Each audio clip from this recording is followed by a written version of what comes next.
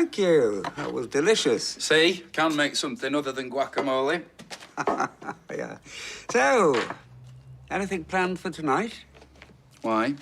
Well, it's just that Peter's running the quiz night at the Rovers, if you're at a loose end. Thrilling. Scintillating conversation with Brian and Evelyn.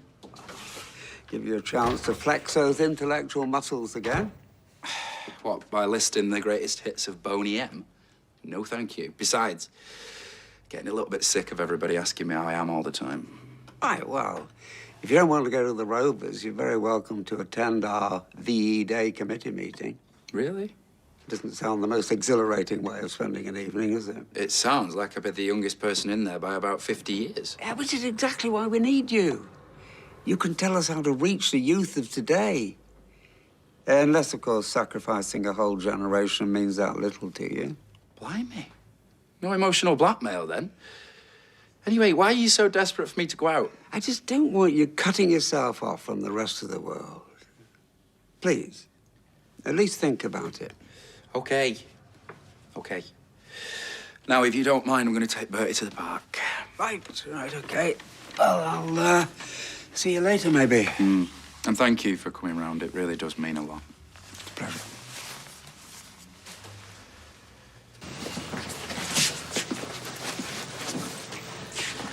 Maybe this wasn't such a great idea. Rubbish. Let's get this sorted once and for all, eh? Can we join you, love? Actually, I need to head back. Well, you've still got a full glass. Yeah, well, I've suddenly gone off it. Look, if I'm that much of an embarrassment to you, you stay, I'll go. No, you stay there. After all he's done for us, the least we can do is have a drink with him. I'm sorry, Tim. I've just got to act on my conscience. See you later. Go after her. The last thing I want is you two falling out over me. No chance if she wants to take Yasmin's side, let her. Well, in that case, I'm going too. You can't leave. You don't think I can stay when I know I'm pulling you two apart? I know you mean well, Tim, but Sally's not the only one with a conscience. See you later.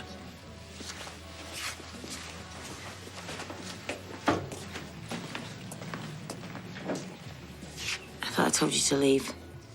I will, when you pay me back that £1,000. Listen, even if what you said is true, which I very much doubt, I don't have that kind of money. You'll find it. Oh, yeah, and why is that? Because if you don't, I'll tell your fella all about what you got up to during your little holiday with me.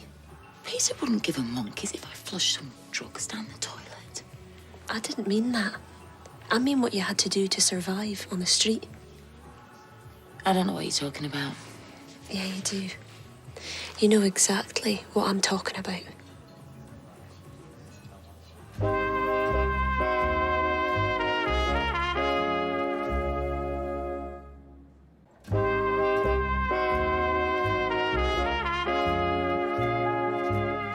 Okay, you listen to me.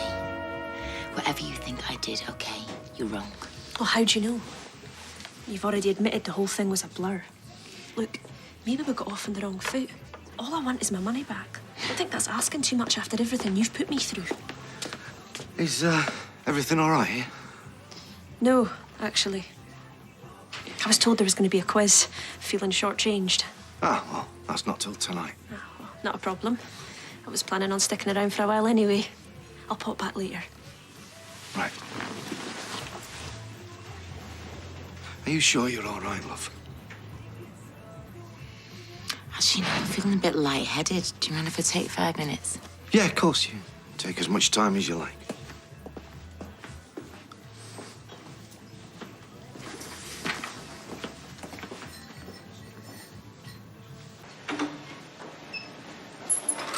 Oh, hiya, Jeff. You all right? Oh, you know, bearing up. I was after a quick word with Sally. I don't know. All right, Sal. Visitor for you. Do you want me to chuck him out? Oh, it's fine, Kirk. I'll deal with it. Hold on to your machines, girls. It could all be about to kick off. Well, I best get on, but if you ever feel like you need a brew or a chat, you know where I am. Thank you. I may very well take you up on that. Before you say anything, I haven't come to have a go or plead my case. Good. And what have you come for? Because this isn't a great time. I thought you should know I understand why you wanted me to move out, and there's no hard feelings, not on my part anyway. Right. It was only natural he'd want to side with Yasmin. Her being locked up, it's bound to bring back terrible memories. It's got nothing to do with that. Well, the irony is, I always used to side with you over Tim. I very much doubt that. When you were in prison and Gina was setting her sights on him, I was the one who had your back. I told him, you steer clear of that one. She's not right. Then, of course, there was the whole bigamy thing. Yeah, well, that's all in the past now. Exactly. Because I gave him a right kick up the pants and told him he needed to make it up to you. Why? Because whatever differences we may have, you and I will always have one important thing in common. Which is? Tim. And wanting what's best for him, which is why I couldn't keep my mouth shut anymore. About what? How this is affecting him. The stress is tearing him apart. Tim's fine. Is he?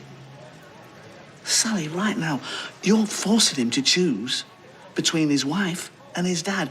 What happens if he chooses his dad? I can assure you, Jeff, that's not going to happen. Well, I hope you're right. Genuinely. Not just for your marriage, for his heart.